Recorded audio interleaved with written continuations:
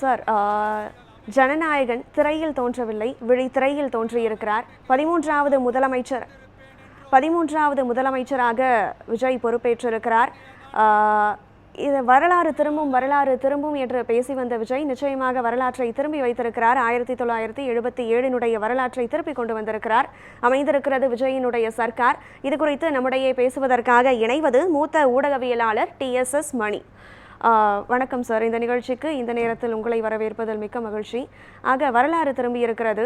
வரலாறு திரும்பி முதலமைச்சராக தன்னுடைய முதல் உரையை ஆற்றியிருக்கிறார் விஜய். இந்த உரையில் நீங்கள் ஆராய விரும்பும் முக்கிய அம்சங்கள் என்ன? இல்லை, முதல்ல இது ஒரு வரலாற்று சாதனை. என்னென்னா, தமிழ்நாட்டினுடைய வரலாற்றில் 67 வரை இந்திய துணைக்கண்டத்தை சுதந்திரம் வாங்கி கொடுத்ததாக அறிவிக்கப்பட்ட காங்கிரஸ் கட்சியினுடைய ஆட்சி தான் தமிழ்நாட்டில் இருந்தது. அது காமராஜர் ஆட்சி, பக்தவச்சல ஆட்சி என்பதாகலாம் இருந்தது. அதற்கு பிறகு அண்ணா வரும்பொழுது 67 என்பது ஒரு பெரிய எழுச்சியாக ஒரு மாற்றத்தை கொண்டு வந்தது. அப்படியே புரட்டி போட்ட மாதிரி தமிழ்நாட்டில் காங்கிரஸ் அல்ல இனிமேல் அப்படின்னு சொல்லிவிட்டு திமுக திராவிட கட்சின்னு அழைச்சிக்கிறாங்க. அதற்கு பிறகு திமுகவினுடைய ஆட்சியிலும் அடுத்து அண்ணா மறைவுக்கு பிறகு கலைஞருடைய அணுகுமுறை எந்த அளவுக்கு நல்ல விளைவுகள் என்பதாக அறுவடை செய்யப்பட்டதோ, சமூக நீதி என்பதாகலாம், அதே மாதிரி எதிரடித்த பாதகமான விஷயங்களையும் தொழிலாளி வர்க்கம் பாதிக்கப்பட்டது, விவசாய வர்க்கம் பாதிக்கப்பட்டது, இப்படியாகவும் வந்துச்சு. அந்த நேரத்தில் தான் கட்சிக்குள்ளே உள்ள பிளவிலிருந்து பிரச்சனையிலிருந்து வெளியே வந்து எம்ஜிஆர் தொடங்கும் பொழுது அது பெரிய அடித்து தமிழ்நாட்டில் மாற்றத்தை கொண்டாந்து தான் 77. அப்போ விஜய் கட்சி தொடங்கி 3 ஆண்டு தான் ஆகுது. அவர்களுடைய தொண்டர்கள் சொல்கிற பாணியில் ஒரு 70 ஆண்டு கட்சி, ஒரு 50 ஆண்டு கட்சி, 3 ஆண்டுகள் சோலோவாக நிற்கிறாரு எங்கள் அண்ணன் அப்படிங்கிறாங்க. அது வரலாற்று நிகழ்வு. அது அப்போ 67ஐயும் 77ஐயும் சுட்டி காட்டி தான் விஜயே பேசுகிறார். அதுபோல் நாங்கள் வர முடியும். இவர் என்ன ரொம்ப மிகையாக சொல்கிறாரு, ஒரு இளம் பிள்ளைத்தனமாக பேசுகிறாரு என்பதாக கருதியவர்கள் தான் தமிழ்நாட்டில் பெரும்பான்மையானவர்கள். அது இளைஞர்கள் தவிர முதியவர்கள் பக்கத்தில் இருந்து தான் தமிழ்நாட்டில் எல்லா இடமும் நிரப்பப்பட்டிருக்கு. எல்லா துறைகளும், அது அரசு துறையாக இருக்கட்டும், ஊடகத்துறையாக இருக்கட்டும், அது எல்லா துறைகளுமே நிரப்பப்பட்டது. என்னன்னு சொன்னால் அரசியல் துறையாக இருக்கட்டும் முதியவர்களால். அப்போ முதியவர்கள் உலக அளவில் நடக்கக்கூடிய மாற்றங்களை புரிந்தார்களா நமக்கு தெரியல. இளைஞர்களுடைய எழுச்சி தமிழ்நாடு மட்டுமல்ல, இது உலகம் பூரா வந்திருக்குது. அதில் ஒரு பங்கு தான். இதை தவிர்க்கவே முடியாது, நம்ம தடுக்கவே முடியாது, அது மீறித்தான் போகும், அது உடைச்சிக்கிட்டு போகும் என்று அறிந்தார்களா? அப்படி அறிந்த மாதிரி தெரில. அதனால் மிகவும் அதை கொச்சைப்படுத்துகிற மாதிரி அணில் குஞ்சோ தற்குறியோ இப்படியாகலாம் இளைஞர்களுக்கு என்ன தெரியும், ஒவ்வொரு வீட்டிலும் இளைஞர்களுக்கு என்ன தெரியும் என்பதைத்தான் பெரியவங்க கேட்பாங்க. அதாவது இளைஞர்களுக்கு ஒன்றும் தெரியாது, பெரியவங்களுக்கு எல்லாம் தெரியும்.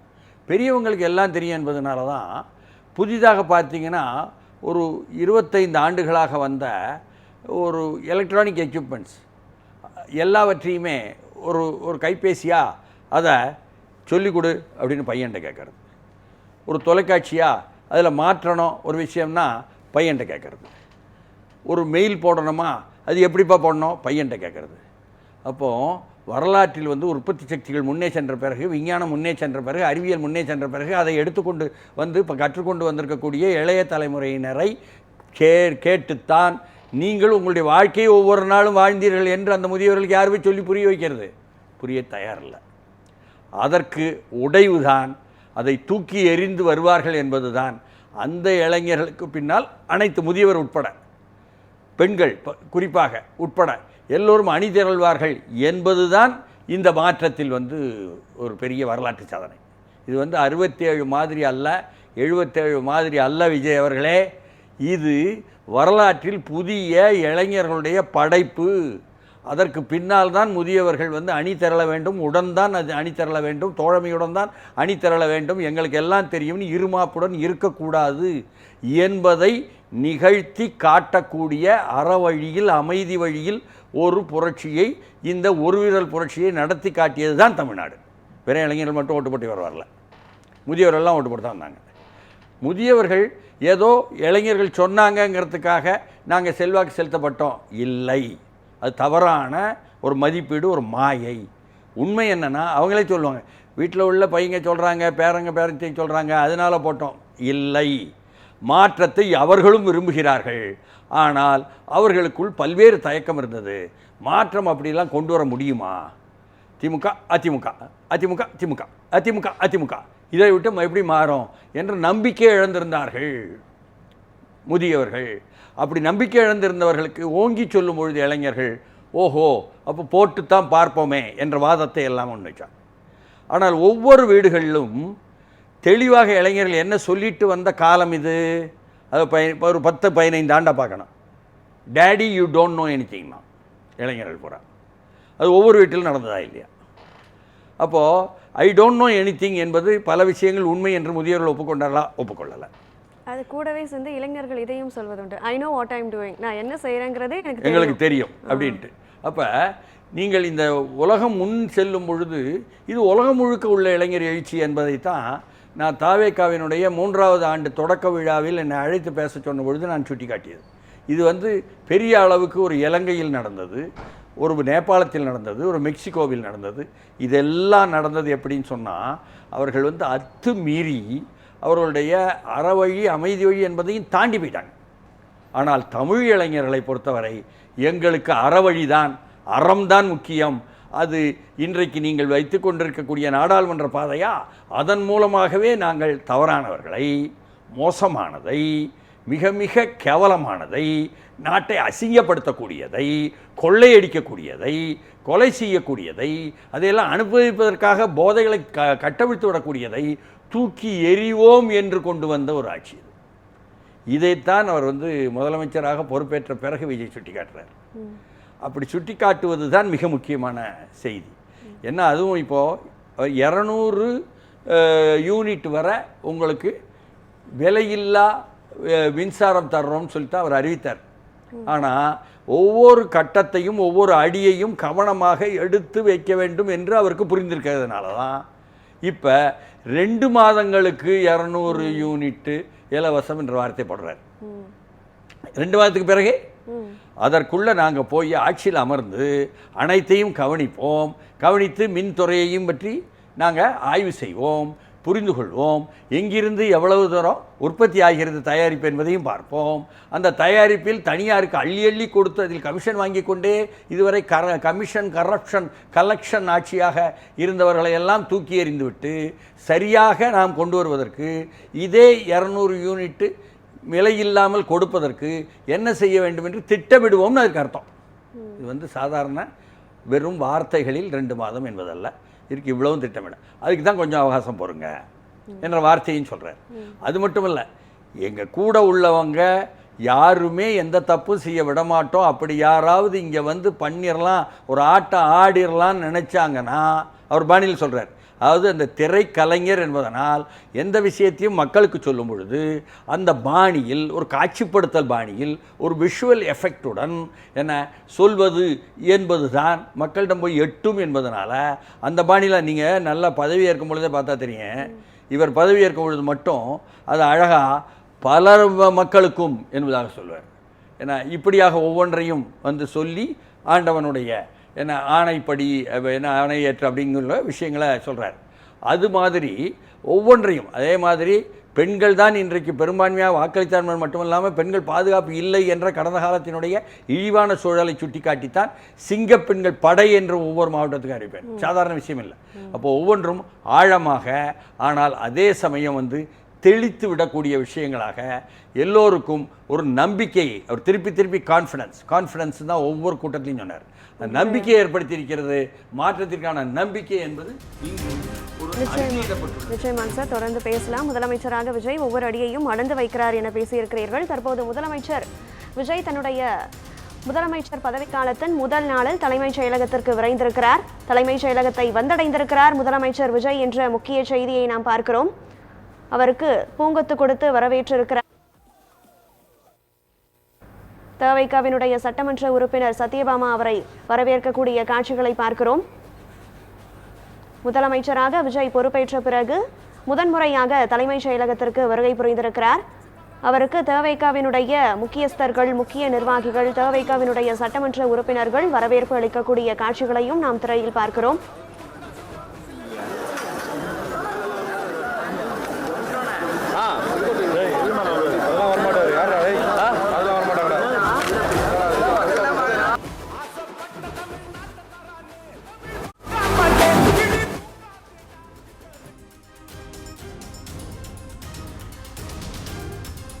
விஜய் பொறுப்பேற்ற பிறகு தற்போது தலைமைச் செயலகம் விரைந்திருக்கிறார். நேரு உள்விளையாட்டு அரங்கில் முதலமைச்சராக பொறுப்பேற்ற பிறகு 3 முக்கிய கோப்புகளில் அவர் கையெழுத்திட்டிருக்கிறார். 2 மாதங்களுக்கு இலவசமாக 200 யூனிட் மின்சாரம், பெண்களினுடைய பாதுகாப்பை ஊர்ஜிதப்படுத்தும் வகையில் சிங்கப்பெண் சிறப்பு அதிரடிப்படை என முக்கிய திட்டங்களுக்கு அவர் கையெழுத்திட்டிருக்கிறார். அதனைத் தொடர்ந்து தற்போது தலைமைச் செயலகத்தை வந்தடைந்திருக்கிறார் முதலமைச்சர் விஜய். அவருக்கு பூங்கொத்து கொடுத்தும் சால்வை அணிவித்தும் உற்சாக வரவேற்பானது தவேகாவினுடைய சட்டமன்ற உறுப்பினர்களால் வழங்கப்பட்ட காட்சிகளையும் நாம் பார்த்தோம்.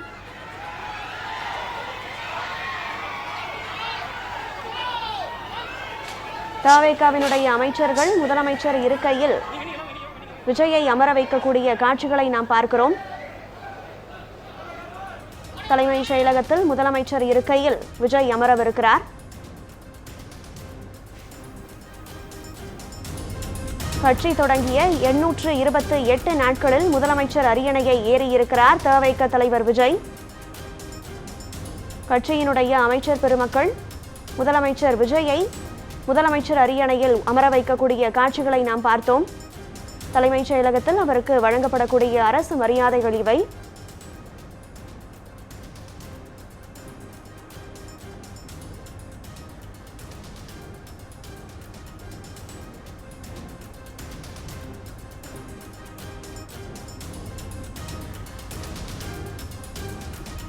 முதலமைச்சராக பொறுப்பேற்றிருக்கக்கூடிய விஜய் முதன்முறையாக தலைமைச் செயலகத்திற்கு வருகை புரிந்திருக்கிறார். தலைமைச் செயலகத்தில் முதலமைச்சர் இருக்கையில் தவேகாவினுடைய அமைச்சர் பெருமக்கள் அவரை அமர வைத்திருக்கிறார்கள். கட்சி தொடங்கிய 3 வருடங்களுக்குள்ளாக சரியாக 828 நாட்களுக்குள் முதலமைச்சர் அரியணையை அலங்கரித்திருக்கிறார் தவேக தலைவர் விஜய். 2024ஆம் ஆண்டு பிப்ரவரி மாதத்தில் கட்சி தொடங்கிய விஜய் தற்போது 2026ஆம் ஆண்டு மே 10ஆம் தேதி முதலமைச்சர் அரியணையை அலங்கரித்திருக்கிறார். முதலமைச்சர் இருக்கையில் தவேக தலைவர் விஜய்.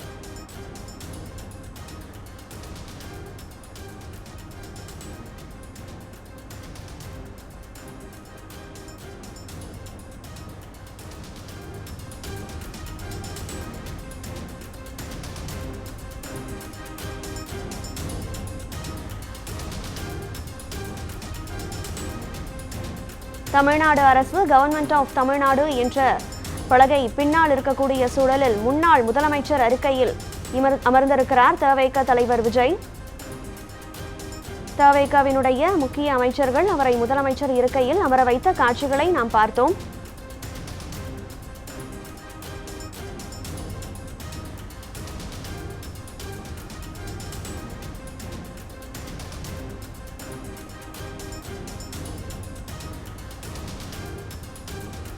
தமிழகத்தினுடைய 13வது தமிழக முதலமைச்சராக பதவியேற்றிருக்கிறார் தவேக தலைவர் விஜய்.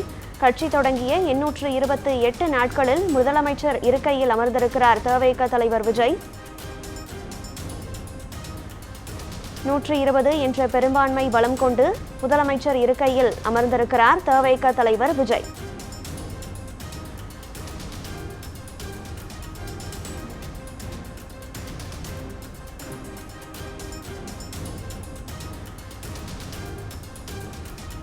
தலைமைச் செயலகத்தில் உள்ள முதலமைச்சர் நாற்காலியில் அமர்ந்திருக்கிறார் விஜய். விஜயினுடைய சர்க்கார் இன்று இந்த நொடியிலிருந்து அதிகாரப்பூர்வமாக தொடங்கியிருக்கிறது. தலைமைச் செயலகம் வந்த முதலமைச்சர் விஜய்க்கு காவல்துறை சார்பில் சிறப்பு மரியாதையும் அளிக்கப்பட்டிருக்கிறது. தலைமைச் செயலகம் விரைந்திருக்கக்கூடிய விஜய் முக்கிய கோப்புகளில் கையெழுத்திடும் காட்சிகளை நாம் பார்க்கிறோம். தவேகாவினுடைய சட்டமன்ற உறுப்பினர்கள், முக்கிய அமைச்சர்கள் புடைசூழ தலைமைச் செயலகத்தில் முதலமைச்சராக கையெழுத்திடவிருக்கிறார் தவேக தலைவர் விஜய்.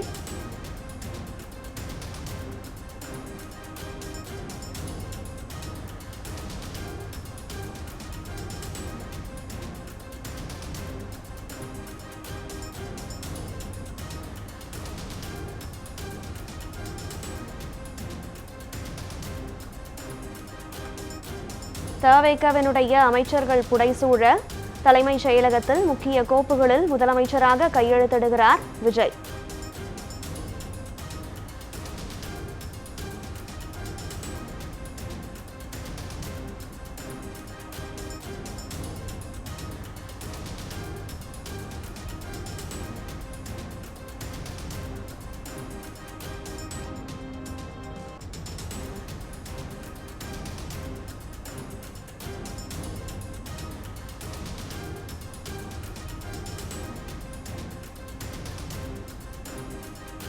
தவேகவினுடைய அமைச்சர்கள் செங்கோட்டையன், புசி ஆனந்த், ஆதவ் அர்ஜுனா, கொளத்தூர் தொகுதியில் வெற்றி பெற்ற பாபு ஆகியோர் உடனிருக்க தமிழகத்தினுடைய முதலமைச்சராக பொறுப்பேற்ற விஜய் தற்போது தலைமைச் செயலகத்தில் முக்கிய கோப்புகளில் கையெழுத்திட்டிருக்கிறார்.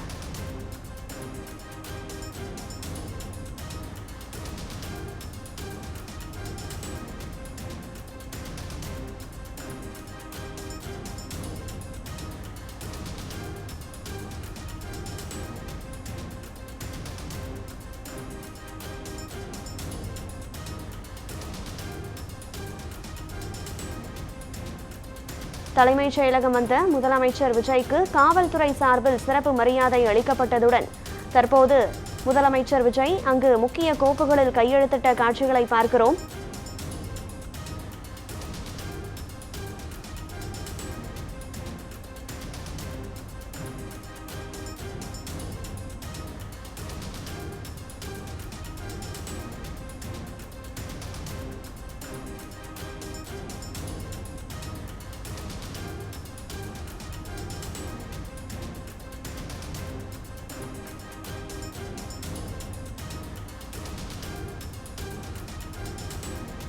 தமிழகத்தினுடைய 13வது முதலமைச்சராக பதவியேற்றிருக்கக்கூடிய விஜயினுடைய கையொப்பமிடும் மையினுடைய நிறம் பச்சையாக மாறியிருக்கிறது.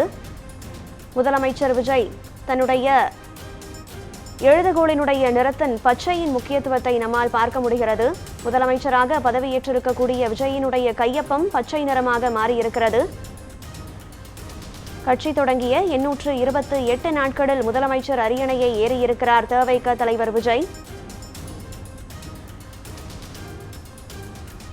முதலமைச்சர் நாற்காலியில் அமர்ந்த விஜய் சில முக்கிய கோப்புகளில் கையெழுத்திட்டிருக்கிறார். அவருடைய கையொப்பத்தினுடைய நிறம் பச்சையாக இருக்கிறது. தமிழக அரசினுடைய தலைமை பீடத்தில் அமர்ந்திருக்கக்கூடிய விஜயினுடைய கையொப்பம் தற்போது பச்சை நிறமாக மேம்பட்டிருப்பதை நம்மால் பார்க்க முடிகிறது. முக்கிய மாற்றத்தை தலைமைச் செயலகம் கண்டிருக்கிறது.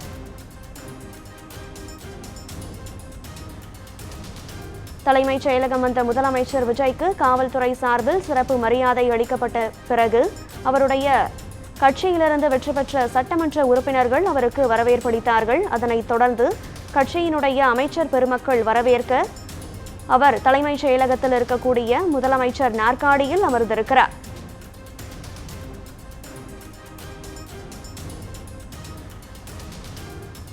ஐம்பது ஆண்டுகளுக்கும் மேலாக திராவிட கட்சி தலைவர்களினுடைய வருகையை உற்று நோக்கிய தலைமைச் செயலகம் இன்று முதன்முறையாக திராவிட கட்சி அல்லாத ஒரு தலைவரினுடைய வருகையை எதிர்நோக்கி காத்திருந்தது. அந்த வருகை தற்போது நிகழ்ந்திருக்கிறது. கட்சி தொடங்கிய 3 வருடங்களுக்குள் முதலமைச்சர் அரியணையை ஏறியிருக்கிறார் தவேக தலைவர் விஜய்.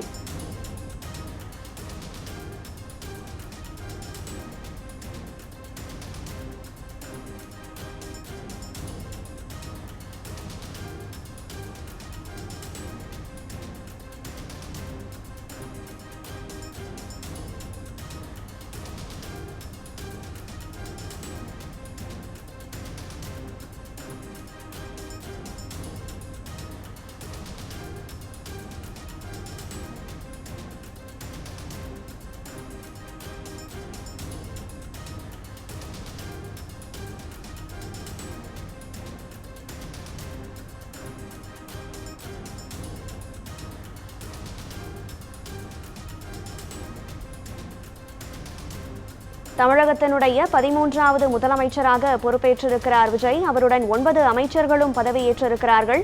கோபிச்செட்டிப்பாளையம் தொகுதியில் வெற்றி கண்ட செங்கோட்டையனும், வில்லிவாக்கம் தொகுதியில் வெற்றி கண்ட ஆதவ் அர்ஜுனாவும், சிவகாசி தொகுதியில் வெற்றி கண்ட கீர்த்தனாவும், திருச்செங்கோடு தொகுதியில் வெற்றி கண்ட அருண்ராஜும், திருப்பரங்குன்றம் தொகுதியில் வெற்றி கண்ட நிர்மல்குமாரும் அமைச்சர்களாக பொறுப்பேற்றிருக்கிறார்கள். உடன் எழும்பூர் தொகுதியில் வெற்றி கண்ட ராஜ்மோகன், காரைக்குடி தொகுதியில் வெற்றி கண்ட டி.கே. பிரபு ஆகியோரும் அமைச்சர்களாக பொறுப்பேற்றிருக்கிறார்கள். ஆக தற்போது தமிழக அமைச்சரவையினுடைய எண்ணிக்கை 10 இருக்கிறது. முதலமைச்சராக விஜய் இருக்க 9 அமைச்சர்கள் பொறுப்பேற்றிருக்கிறார்கள். முதலமைச்சராக விஜய் பொறுப்பேற்ற பிறகு முக்கியமாக 3 கோப்புகளில் கையெழுத்திட்டார். முதன்மை கோப்பாக 2 மாதங்களுக்கு 200 யூனிட் இலவச மின்சாரம் என்ற முக்கிய கோப்பில் முக்கிய அறிவிப்பில் அவர் கையெழுத்திட்டார். அதனைத் தொடர்ந்து பெண்களினுடைய பாதுகாப்பை ஊர்ஜிதப்படுத்தும் வகையில் பெண்களுக்கான சிறப்பு சிங்கப்பெண் அதிரடி பாதுகாப்பு படைக்கான அறிவிப்பிலும் அவர் கையெழுத்திட்டார். அதனைத் தொடர்ந்து போதைப்பொருள் தடுப்பிற்கான முக்கிய கோப்பிலும் அவர் கையெழுத்திட்டார்.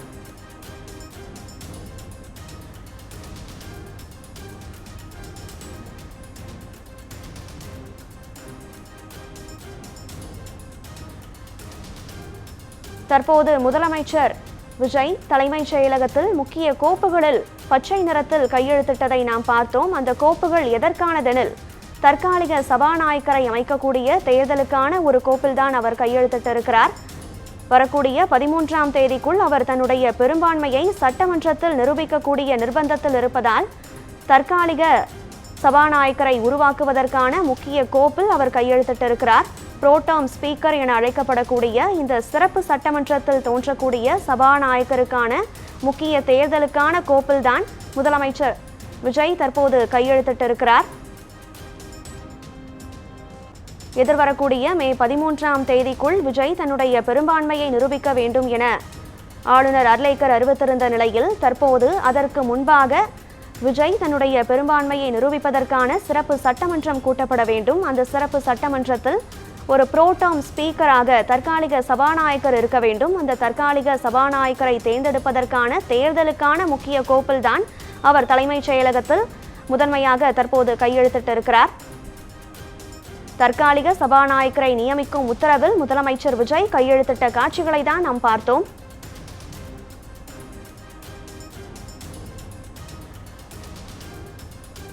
விஜய் தலைமைச் செயலகத்தில் தோன்றி முக்கிய கோப்பில் கையெழுத்திட்டிருக்கிறார். சபாநாயகர் தேர்தல் மற்றும் துணை சபாநாயகர் தேர்தல், அதாவது தற்காலிக சபாநாயகர் தேர்தலுக்கான முக்கிய கோப்பில் அவர் கையெழுத்திட்ட காட்சிகளை பார்த்தோம். தொடர்ந்து மூத்த ஊடகவியலாளர் திருமிகு டி.எஸ்.எஸ். மணியுடனான நம்முடைய கலந்துரையாடலை தொடங்கலாம். சார், முதலமைச்சர் விஜய் கையெழுத்திட்ட அந்த முக்கிய கோப்புகளில் முதன்மை கோப்பு இந்த 200 யூனிட் மின்சாரம் 2 மாத காலத்திற்கு, இதை குறிப்பிட்டு அவர் ஒவ்வொரு அடியையும் அளவிட்டு எடுத்து வைக்கிறார் என சொல்லியிருந்தீர்கள். ஆக அவர் இந்த பிரச்சாரத்தின் ஊடாக பல வாக்குறுதிகளை கொடுத்திருந்தார். மகளிருக்கு 2500 ஊக்கத்தொகை, முதியோர்களுக்கான ஊக்கத்தொகை, மகளிருக்கு தமிழகம் முழுவதும் இலவச பேருந்து பயணம் என பல வாக்குறுதிகளை கொடுத்திருந்தார். மகளிருக்கு மட்டுமல்ல, மகளிர்கள் ஆண்கள் எல்லோருக்கும் சேர்த்து ஒட்டுமொத்த மக்களுக்கும் சொல்லியிருந்தார். ஓகே, என்பது பழைய கால ஆட்சி, அனைவருக்குமான இலவச பயணம் தமிழகம் முழுவதுமாக, இப்படியான ஒரு வாக்குறுதிகளை அவர் கொடுத்திருக்கும் போது முதன்மையாக இந்த குறிப்பிட்ட 3 வாக்குறுதிகளை மட்டுமே தேர்ந்தெடுத்து முதன்மையாக அவர் கோப்புகளில் கையெழுத்திடுவதற்கான காரணம் என்னவாக இருக்கும்? இல்லை, வாக்குகளை அதிகமாக ஈர்த்து கொண்டு வந்ததே அந்த கோரிக்கைகள் தான். அதிகமாக கடந்த கால ஆட்சியின் மீதான ஒரு குற்றச்சாட்டுக்களே மக்கள் மத்தியில் இருந்து வந்தது அதுதான். இன்னும் சொல்லப்போனால் எங்கு பார்த்தாலும் கஞ்சா, எங்கு பார்த்தாலும் மெத்தப்பெட்டு, இப்படியாக கட்டவிழ்த்து விடப்பட்ட போதை மருந்து கலாச்சாரம் என்பதை கடந்த கால ஆட்சியினுடைய முதலமைச்சரை ஒப்புக்கொள்ளும் அளவுக்கு, அது வைகோ அதற்கு எதிராக ஒரு பயணம் நடத்தும் பொழுது, நடைப்பயணம், அதை தொடங்கி வைக்கிறார் முதலமைச்சரே. எப்போது 5வது ஆண்டு நிறைவு காலத்தில். அப்போது 5 ஆண்டுகளாக தான் ஆண்ட ஆட்சியில் என்ன கஞ்சாவும் போதை மெத்தப்பெட்டும் தான் என்ன மேலோங்கி இருந்தது என்பதை ஒப்புக்கொள்வது போல் அது என்பதாக நாஞ்சில் சம்பந்தம் சொல்லுவார். அந்த மாதிரி தான் அது நடந்தது. அது ஒரு பக்கம். அப்போ அதையெல்லாம் காரணமாகத்தான் பெண்கள் பாதுகாப்பும் பாதிக்கப்படுது, அதையெல்லாம் காரணமாகத்தான் சட்ட ஒழுங்கு கெடுது. அப்போ இதையெல்லாம் சேர்த்து கவனிப்பதற்காகத்தான் அவர் இந்த சிங்கப்பெண் அதிரடி படை என்பதாக பெண்கள் கையிலேயே கொடுத்து அந்த படையையும் அதிகாரத்தையும் அது சரியான முறையில் ஒழுங்குபடுத்தும் என்பதை செய்வதற்குத்தான் அது செய்திருக்கிறார். அப்போ இதற்கு உடனடியான தீர்வு என்பது எட்ட வேண்டும். அதே போல் மின்கட்டண உயர்வு ஒவ்வொருத்தருக்கும், ஒவ்வொரு வீட்டிலையும் சரி, ஒவ்வொரு தொழில் கூடத்துலையும் சரி, அளவுக்கு அதிகமாக எண்ணி பார்க்க முடியாத அளவுக்கு, என்ன கட்ட முடியாத அளவுக்கெல்லாம் என்ன கூடிய பொழுது அதற்கு என்ன செய்ய வழி? அப்படியானால் 100 யூனிட்டுன்னு போன முறை சொன்னாங்க. மாதம் நாங்கள் மாற்றிடுவோம், 2 மாதத்துக்கு ஒரு முறை கணக்கு பார்த்து கொடுப்பதை என்று சொன்னாங்க. சொன்னதை செய்யலை. அது கடந்த கால ஆட்சி. அதனால் அதை நாம் செய்யணும் என்பதில் தான் முதல்ல 2 மாதத்திற்கு இந்த 200 யூனிட், அவர் 200 யூனிட் இலவசம் சொன்னதை 2 மாதத்திற்கு என்பதை அமலாக்கிறார். இப்படியாக அதே மாதிரி ஊழல், தொடர்ந்து ஊழலை சொல்லி கொண்டிருந்தவர் கூடவே இருக்கக்கூடியவர்களே ஆட்டணும்னு நினச்சிங்கன்னா இப்போவே அந்த சிந்தனை எரேஸ் பண்ணிடுங்க அப்படின்ட்டு பகிரங்கமாக அழித்து விடுங்கள் என்பதாக சொல்லக்கூடியதெல்லாம் ஒரு பெரிய டெக்ளரேஷன், அறிவிக்கை. இதை யாராவது இதுவரை செய்தார்களா? செய்யலை. அப்போது இன்னமும் சொல்லப்போனால் ஒரு திரைப்பட கலைஞன் அறுதியிட்டு விஷயங்களை சொல்லும்பொழுது அது போய் எட்டுது மக்கள்கிட்ட. அது மட்டும் இல்லாமல் அவரால் ஒரு திரைப்படங்களில் தொடர்ந்து உச்சபட்ச நடிகராக, தீர்மானிக்கும் நடிகராக வெற்றிகரமாக நடைமுறைப்படுத்துதுன்னு சொன்னால் எல்லாவற்றையும் தன் கண்காணிப்பில் கட்டுப்படுத்த முடியும் என்ற அனுபவம் பெற்றவர். அந்த அனுபவத்தில் தான் அவர் இந்த தைரியமாக சொல்கிறார். அதைத்தான் அவர் ஒவ்வொரு கூட்டத்திலையும் மக்களுக்கு நம்பிக்கை ஊட்டுதல் என்பதாக, ஏன்னா அவர் பாணியில் கான்ஃபிடன்ஸ் சொன்னார், அதே மாதிரி செய்கிறார். இது போன்ற விஷயங்கள்லாம் நம்பிக்கை, முதல் கட்டம் நம்பிக்கை ஏற்படுத்தும் பொழுது. இன்னொரு பக்கத்தில் பார்த்தீங்கன்னு சொன்னால் மதவாதத்தை எதிர்த்து நாங்கள் தான் இருக்கிறோம், மதம் சாதி ரீதியாக பிளவுபடுத்தும் ஒரு சக்தி இருக்கிறது ஒன்றிய அரசில்னா அதுக்கு எதிராகத்தான் நாங்கள் இருக்கிறோம். கடந்த காலத்துக்காரங்க போட்டியில் சொல்லும் பொழுது கட்சிக்காரங்க, இன்னமும் திமுக தலைமை, அதற்கு மாற்றாக இந்திய துணைக்கண்டமெங்கும் எது என்று சொன்னால் ராகுல் காந்தியை கூப்பிட்டு கொண்டு இந்த பதவியேற்பு விழாவில் பக்கத்தில் உட்கார வைப்பது என்பதும் அறிவிப்பது என்பதும் பிரதர் ராகுல் காந்தி என்பதும் மிகச் சிறப்பான ஒரு அறிவிப்பு. அதாவது நாங்கள் அந்த பக்கம் அல்ல, எங்களுடைய கொள்கை எதிரி யார் என்று அறிவித்தோமோ அதை செயலாக்குகிறோம் என்பதற்காக பதவியேற்பிலேயே செயலாக்கல் மூலம், அதாவது வார்த்தை ஜாலங்கள் மூலம் உள்ள ஆட்சியெல்லாம் போய் முடிஞ்சு போச்சு. இனிமேல் செயலாக்கல் மூலம், செயல் மூலம் என்பதை நிரூபிக்கும்படி இருக்கிறது இந்த செயல்பாடு. அதுதான் அதில் வந்திருக்கக்கூடிய இன்னொரு கூடுதலான செய்தியாகத்தான் நாம் பார்க்கணும். அதனால் ஒவ்வொரு கட்டத்திலையும் அந்த நம்பிக்கையை ஏற்படுத்துவது என்பது நடக்குது. அதை கவனமாக செய்வார் என்ற நம்பிக்கை மேலும் கூடுது என்பதாக மக்களுக்கு, எல்லோருக்குமே என்ன விட்டு போச்சுன்னு சொன்னால், நீங்கள் முதல்ல சொல்லும் பொழுது திராவிட கட்சிகளுடைய ஆட்சி போய் அப்படின்னு சொன்னீங்க. அப்படி இல்லை. உண்மை என்னன்னு சொன்னால், இவரும் முதல்லயே தன்னுடைய கட்சியினுடைய தாவேக்க வேண்டிய கொள்கையை அறிவிக்கும் பொழுது ஒரு கண் திராவிடம், இன்னொரு கண் தமிழ் தேசியம் சொன்னார். அப்போது தமிழ் தேசியத்திற்காகவும் நிற்போம், அதே சமயம் திராவிடத்துக்காக நிற்போம் என்ற செய்தியை சொல்லியிருக்கிறார். அதனால் இது திராவிட கட்சி அல்ல என்பதாகவும் புரிந்து கொண்டும் பார்க்க முடியாது. திராவிடம் இதில் 2 வழி இருக்குது. ஒன்று, இது எல்லோருமே விவாதிக்காத ஒரு விஷயம் என்னன்னா, நான் தொடர்ந்து சொல்லிக் கொண்டிருக்கேன், பெரியார் வழி திராவிடம் வேறு, சனாதன வழி திராவிடம் வேறு. பெரியார் வழி திராவிடம் என்று சொல்லிக்கொண்டு சனாதன வழியை அமுலாக்கியது என்பதற்கான 1000 காரணங்கள், 1000 உதாரணங்கள், 1000 ஆதாரங்கள் கடந்த காலத்தில் நடந்த நிகழ்வில் நடந்து போச்சு. அதனால் அந்த சனாதன வழி திராவிடம் என்பது அல்ல, இது உண்மையான பெரியார் வழி என்பதை, சாதி மதங்களை கடந்த. ஏன்னா விஜய் இந்திய இன்றைய நிகழ்வில் இன்னும் சொல்லப்போனால் இந்த வெற்றியில் 108 பேர் வெற்றி பெற்றதில் 107 பேர் வெற்றி பெற்றதில் இன்னும் சொல்லப்போனால் சாதி மத பார்வை இல்லை என்று எல்லோரும் ஒப்புக்கொள்கிறாங்க. அவர் மட்டும் இல்லாமல் அவங்க அப்பாவே சொல்லும் பொழுது ஒரு வீடியோ போட்டிருக்கிறாரு, சாதி மத பார்வையே இல்லாமல் தமிழன் என்று ரிலிஜனுக்கும் சரி கேஸ்ட்டுக்கும் சரி எழுதி நான் 5ஆம் வகுப்பில் சேர்க்கும் பொழுது அந்த ஃபாதர் கிடையாதுன்னார், நான் இங்கே போராட்டம் நடத்துவேன்னு சொல்லி அதுதான் அவன் சான்றிதழில் இருக்குன்னே சொன்னார். இந்த அளவுக்கு ஒருத்தர் வந்ததில்லை. இது வித்தியாசமான விஷயம். அது அதை அமுலாக்குதல் என்பதற்கு உள்வாங்கி கொள்ளணும், உள்வாங்கி செய்கிறார் என்பது தான் பார்க்கணும். அப்போது சாதி மத வேறுபாடு இல்லாமல் வருகிறார்னு சொன்னால், நேற்று வரை இருந்தவர்களெல்லாம் சாதி மத வேறுபாடை ஒழுங்காக பார்த்தாங்க, பயன்படுத்தினாங்கன்னு அர்த்தம். அதனால தான் அவர் சொன்னார், நான் தான் மையம், அதிகாரத்தின் மையம், சென்ட்ரல் பவர், இன்னொருத்தர் உட்காந்துருக்க முடியாது அப்படின்னா அவர் வீட்டில் குடும்பத்தில் போய் தேடி நீங்கள் மாப்பிள்ளையா மனைவியும் தேட முடியாது. அப்படி இல்லை, அவர் தான்னு சொல்லி காட்டுறார். அப்போ கடந்த காலத்தில் உள்ள நிகழ்வுகள், பெர்ஃபார்மன்ஸ், நடைமுறைகள், செயல்பாடுகள் எல்லாவற்றிலும் மாற்றி அமைப்பதற்கான உத்தரவாதத்தை இந்த ஒரே நாளில் உரையிலேயே சாரமாக கொடுத்து விட்டார் என்பது நிரூபணம். இதைவிட பெரிய நிரூபணம் இருக்க முடியாது. இதுதான் நம்ம பார்க்க வேண்டிய செய்தி. ஓகே சார், தற்போது தற்காலிக சபாநாயகரை நியமிக்கக்கூடிய முக்கிய கோப்பில் அவர் கையெழுத்திட்டு இருக்கிறார். அடுத்ததாக 13ஆம் தேதிக்குள்ளாக அவர் தன்னுடைய பெரும்பான்மையை நிரூபிக்க வேண்டிய கட்டாயம். இதற்கிடையில் அந்த சபாநாயகர் தேர்தல், அதற்கு பிறகு ஃப்ளோ டெஸ்ட், இப்படியாக பல சவால்கள் இருக்கிறது. அவர் பொறுப்பேற்ற பிறகும் கூட அவருடைய ஆட்சி பயணம் தொடங்குவதற்கு இந்த சவால்களை அவர் எப்படி எதிர்கொள்வார் என நான் பார்க்கலாம். இல்லை, ஒன்றும் தற்காலிக சபாநாயகர் அவர் கட்சிக்குள்ளே இருந்தே ஒருத்தர் செங்கோட்டையனையோ யாரோ ஒருத்தர் வந்து போட்டுக்குவார். அந்த தற்காலிக சபாநாயகர் என்ன செய்யணும்னு சொன்னால், சட்டமன்ற உறுப்பினர்கள் அனைவருக்கும்னா வெறும் 107 பேருக்கு மட்டும் அல்ல, ஏன்னா ஒட்டுமொத்த 234 பேருக்கும் அதில் 233 பேருக்கு தான் முடியும். ஏன்னா கிழக்கு திருச்சியிலும் பெரம்பூரிலும் விஜய் வெற்றி பெற்றிருக்கிறார். ஒன்றை வந்து ராஜினாமா பண்ணி தான் ஆகணும். அதனால் அது தவிர அதெல்லாம் வந்து அவர் பதவியேற்பை செய்வார். அப்போ பதவியேற்பு செய்யும் பொழுது முழுமையாயிருது எது? சட்டப்பேரவை உடனடியாக அந்த 13ஆம் தேதி கெடு கொடுத்துருக்கிறாரு நம்ம ஆளுநர் அர்லேக்கர். வந்து நீங்கள் நிரூபிங்கன்னு கொடுக்க வேண்டிய தேவையே இல்லை. எப்போ நீங்கள் ஆதாரங்கள் கொடுத்துட்டீங்களோ, ஆதார கடிதங்களே கொடுத்தாச்சு. 120 பேருக்கான கடிதம் கொடுத்தாச்சு. 108 பேருக்கு தலைவரான விஜய்க்கு தனியாக கடிதம் கொடுத்தாச்சு. 5 சட்டமன்ற உறுப்பினர்களுக்கான கடிதத்தை வந்து காங்கிரஸ் மூலம் கொடுத்தாச்சு.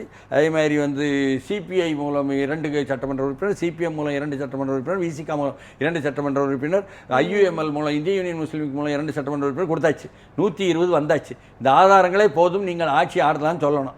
ஆனால் இந்த ஆளுநர் தொடர்ந்து கச்சா முச்சா பண்ணிக்கிட்டு இருந்தார் என்பது நாடறிந்த விஷயம். மீண்டும் மீண்டும் நாம் வந்து சொல்லி அவங்கள துவைக்க வேண்டாம், தண்ணி ஊற்றி அடிக்க வேண்டியதில்லை, நாட்டு மக்களே அடிச்சுக்கு வாங்கி தெரியும். அதனால மறுபடியும் சொல்லியிருக்காரு, ஒன்றும் பிரச்சனை கிடையாது. இந்த 120 பேரும் கண்டிப்பாக அங்கே வந்து ஆதரவு என்பதை பண்ண போகிறாங்க. அது மட்டும் இல்லாமல் வாழ்த்துக்கள் என்பதாக யாரை வந்து முதன்மைப்படுத்தி கொண்டு எடப்பாடியாரை என திமுக பின்னால் இருந்து செய்கிறது, இது மேலிருந்து வந்தது பாஜக வெளியிலெல்லாம் பேசப்பட்டு அதற்கான ஆதாரங்களை எல்லாம் மார்க்சிஸ்ட் கட்சியினுடைய அகில இந்திய பொதுச் செயலாளர் என்ன பேபியும் கொடுத்து என்ன இங்கே சிபிஐயினுடைய வீரபாண்டியன் கொடுத்து நிரூபணமானதோ அந்த மாதிரியெல்லாம் இல்லாமல் அவர்களும் கூட அதிமுக பொதுச் செயலாளரும் புதிய ஆட்சிக்கு எங்களுடைய வாழ்த்துக்கள் சொல்லிட்டாரு. அதே மாதிரி திராவிட முன்னேற்ற கழகத்துக்கும் சரி, அவர்கள் எதிர்கட்சியாக வருவாங்கன்னா அதனுடைய தலைவரும் புதிய ஆட்சிக்கு எங்களுடைய வாழ்த்துக்கள் சொல்லிட்டாரு. அதனால் யாருமே எதிர்ப்பு இல்லை. அதனால் கான்ஃபிடன்ஸ் மோஷன் என்று சொல்லக்கூடிய நம்பிக்கை தீர்மானத்தை கொண்டு வரும் பொழுது அதற்கு யாரும் எதிர்ப்பாக இருக்க போவதில்லை. இந்த 120 பேர் ஆதாரபூர்வமாக கடிதமே கொடுத்த ஆதரவு கொடுத்தவர்கள் அங்கும் கொடுக்க போகிறார்கள். அதனால் 13ஆம் தேதி மிக மென்மையாக அதனுடைய நல்லதொரு படிகளை எடுத்து வைத்து முன் செல்லும். அதற்கு பிறகு இந்த ஆட்சி என்பது 6 மாதங்களுக்கு அப்படிப்பட்ட ஒரு மீண்டும் நம்பிக்கை பெறுவதற்கு வேண்டாமா வேணுமா என்ற விஷயங்கள் வந்து தள்ளி போடப்படும் என்பதனால் அதில் அவர் வந்து வலுப்பெற்று விடுவார். வலுப்பெற்ற ஒரு ஆட்சியை வலுவாக மக்களுக்கு அதே சமயத்தில் இருக்கக்கூடிய நிலைமையை நான் சொல்லிடுறேன். கஜானா காலியாக கிடக்கு, 10 லட்சம் கோடிக்கு கடன் ஏற்றிட்டாங்க என்று சொன்னால் இனி ஒவ்வொரு பட்ஜெட்டிலும் 4.5 லட்சம் கோடி என்பதாக கடந்த 5 ஆண்டுகள் நடந்ததில் ஒரு 1.5 லட்சம் கோடி அந்த ஒதுக்கியதிலிருந்தே எங்கோ போனது என்று ஒரு கருத்து ஆழமாக இருக்கிறது. அதையெல்லாம் படிச்சிருவாங்க. படிச்சுட்டு அப்படி போக விடாமல் தடுத்துருவாங்க. அதுவும் லாபமாக எடுத்து அரசாங்கத்தை நல்லா நடத்த முடியும், அந்த நம்பிக்கையும் இருக்கிறது. அதனால் பல்வேறு நம்பிக்கைகளை அடிப்படையாக கொண்டு இந்த நம்பிக்கைகளை சரியான அதிகாரிகளிடமிருந்து சரியான முறையில் வாங்கி அதையும் செய்வதற்கான ஒரு தன்மையும் இருக்குது, அவர்கிட்ட செயல்பாடும் இருக்குது. நிரூபிச்சும் தான் வந்த உலகத்தில் வந்து காட்டியிருக்கிறாரு. அதனால் இந்த உலகத்திலும் அரசியல் உலகத்திலும் அதை நிரூபிப்பார் என்பதுதான் எதிர்பார்ப்பு. ஓகே.